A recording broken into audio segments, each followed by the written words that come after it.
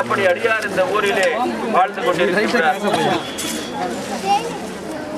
அவருடைய காலம் எதுவென்று தெரியவில்லை என்றும் மரபு எதுவும் தெரியவில்லை என்றும் இந்த வேளையிலே அந்த யானை பாகர்கள் எதையும் தடுக்காமல்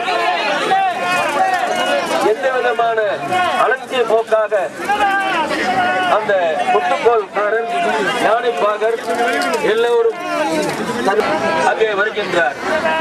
சிவகாமி ஆண்டாரை எழுப்பி அதற்கு நான் நாள்தோறும் செய்கின்ற பூக்கைங்கரியத்திலே இன்றைய தினம் அந்த பட்டத்து யானை எல்லாம் சென்றுவிட்டது.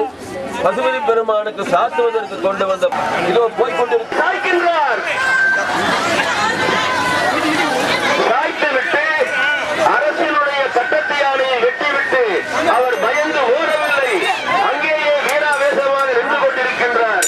வழி வழியாக ஆண்டவனுக்கும் அடியார்களுக்கும் இந்த யானை படையன்றோ, அதுவும் சிவகாமி ஆண்டார் கொண்டு வந்த பூக்குடலையை சிந்திய இந்த யானையை வெட்டி துடித்தேன் என்று கீழே மலை போல சாய்ந்து கிடக்கின்ற யானை புத்துக்கோள்காரர் உதவியாளர்கள் என்று 5 பேரை வெட்டி சாய்த்து விட்டு அரசின் யானையை வெட்டிய அவர் பயந்து ஓடவில்லை, அங்கேயே அமர்ந்து அங்கே நின்று கொண்டிருக்கின்றார். அந்த புத்துக்கோள்காரர் உதவியாளர் அந்த உடைவாளை தன் கழுத்தில் வைத்துக் கொண்டு அறியப்படுகின்றார். அடியாரே அடியாரே என்ன செய்தி என்ன செய்தீர் என்று அந்த புகழ்ச்சோழர் அவரை வணங்கி அந்த உடைவாளை கொடுங்க. இறந்த யானை உயிர் பெற்று எழுந்தது. இறந்த யானை பகலாக கூடைகளை நிரப்பப்பட்டது. தேவர்கள் பூமாரி பெறுகின்றார்கள்.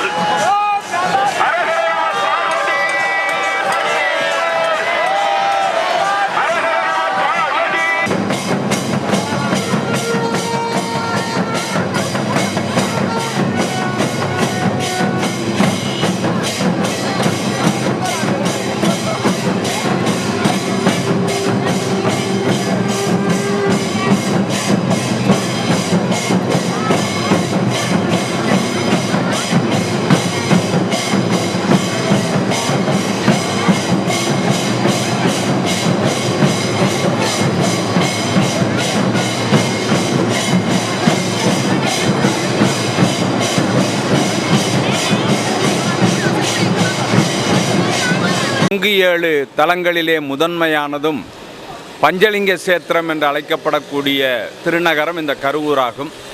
கருவூர் தலத்தில் பசுபதீஸ்வரர் ஆலயத்தில் நடைபெற்ற ஒரு முக்கிய நிகழ்வுதான் எரிபத்த நாயனாருடைய பட்டத்து யானையை துதித்த விழாவாகும். அதையொட்டி இன்றைய தினம் கோலாகலமாக இந்த விழா நடந்து கொண்டிருக்கிறது. பசுபதீஸ்வரர் ஆலயத்தில் எரிபத்த நாயனார் வாழ்ந்து கொண்டிருந்தார். உடல் முழுதும் திருநீறு பூசி ஆலயத்தின் உள்ளே கையில் மழு என்ற ஆயுதத்தை ஏந்தி நின்று கொண்டிருப்பாராம். சிவ வழிபாட்டிற்கு ஏதாவது தடையாக இருக்குமானால் அது தடை என்று அவர் அறிவாரையானால் எந்தவித விசாரணையுமின்றி தன்னுடைய மழு ஆயுதத்தால் தண்டிப்பது அவருடைய வழக்கமாகும். ஒரு நாள் சிவகாமி ஆண்டார் ஆலயத்தில் இருக்கிற நந்தவனத்திலிருந்து பூக்களை குழலையிலே பறித்து அதை பசுபதிக்கு செலுத்துவதற்காக ஆலயத்தின் உள்ளே கொண்டு சென்று கொண்டிருக்கிறார்.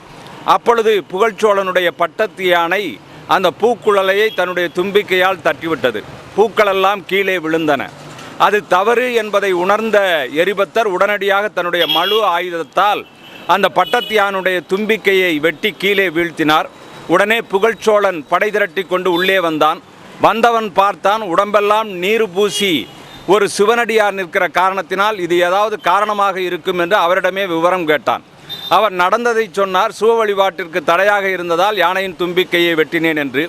உடனே புகழ்ச்சோழன் தன்னுடைய தலையை தாழ்த்தி யானைக்கு சொந்தக்காரனான என்னையும் என்னுடைய வாளாலேயே நீங்கள் வெட்டுங்கள் என்று தன்னுடைய வாளை உருவி கொடுத்தார். உடனே எரிபத்த நாயனார் இந்த நிகழ்வுகளை பார்த்து அந்த வாளை தன்னுடைய கழுத்தருகே கொண்டு சென்றபோது உமாமகேஸ்வரராகிய சிவனும் பார்வதியும் அங்கே எழுந்தருளி அனைவரையும் உயிர்ப்பித்து எழுப்பித்த காட்சிதான் இன்றைக்கு நடைபெற்று கொண்டிருக்கிறது. ஆக சிவ வழிபாட்டிற்கு தடையாக இருந்தால் தண்டிக்கப்படுவதும், தண்டிக்கப்படுபவர்கள் தவளை உணர்ந்தால் அவர்களை ஏற்றருள்வதும் சிவனுடைய வேடிக்கையும் வாடிக்கையும் ஆகும் என்பதுதான் இன்றைய எரிபத்த நாயனார் பட்டத்து யானையை துதித்த விழா நடந்து கொண்டிருக்கிற வரலாற்று நிகழ்வாகும்.